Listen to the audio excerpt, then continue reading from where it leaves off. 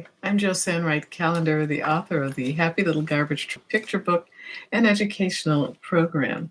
It's a system that helps teach children how to have a happier, healthy self esteem, as well as teaching literacy skills, which, as a reader, a lifelong learner, and a reader, I just had to work on a combination of picture book based educational program because I just love reading and I love this is the type of program that if you can read a picture book, you can teach this program. So that's my plug for my my program. And believe me, there are a lot of people who've just found this to be so useful. And during the pandemic, I actually used it myself in tutoring several students.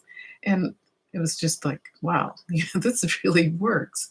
So anyway, I'll leave my description box link for my website, and you can check it out yourself.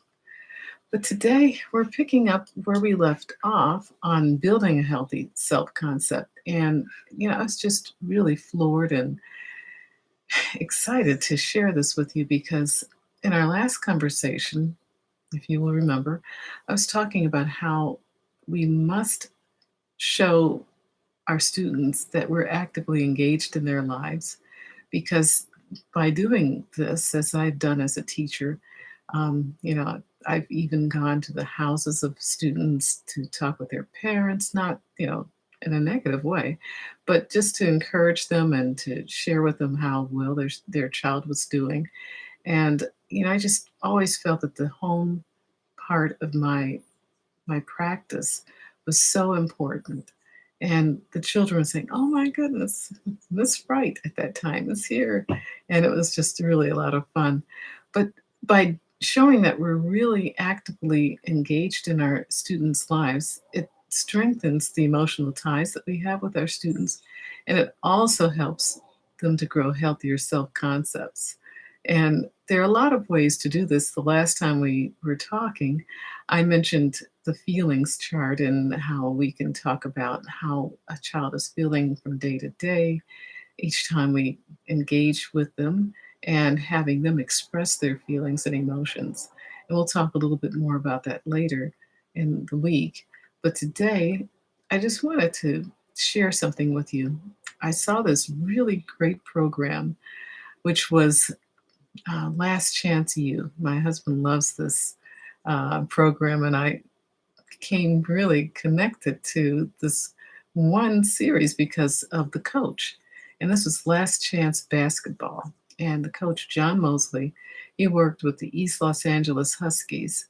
And he was the epitome of a good coach and teacher. This group of men, young Black men from financially depressed areas, some of them, were struggling with the emotional stressors of becoming great basketball players. I mean, these guys had a lot of talent, and sometimes the talent was raw, but the coach was just on top of it. He had them working out even after a game. You would think, oh, you can just go home. No, they had to do weights and weight train, and he worked them hard. But he was doing the foundational work that's necessary to build young men. He yelled at them, he prayed with them, he ate with them. But all the while, he and his team were advising and coaching these young men in a loving and caring manner. And these young men knew it. At one point, he takes them on a retreat. And I thought that was perfect because it got them out of the environment of the city.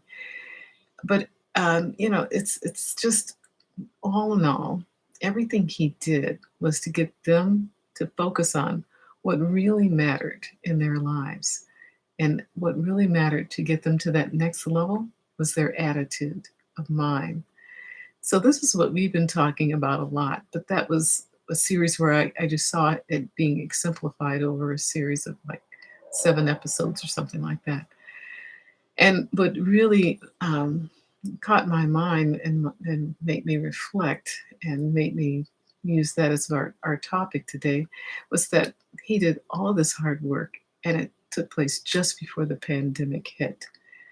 And I thought about how much stronger these young men were to go into this lockdown based on what they had already had happen in their lives with this coach and how much he had poured into them. So I'm not going to give any spoilers, so you could watch it yourself, but it's definitely good viewing. And on another side, it shows what a person with a very clear focus can do in the lives of others. And I hope we are all those people. Thank you so much. Please share, please subscribe. Okay, bye-bye.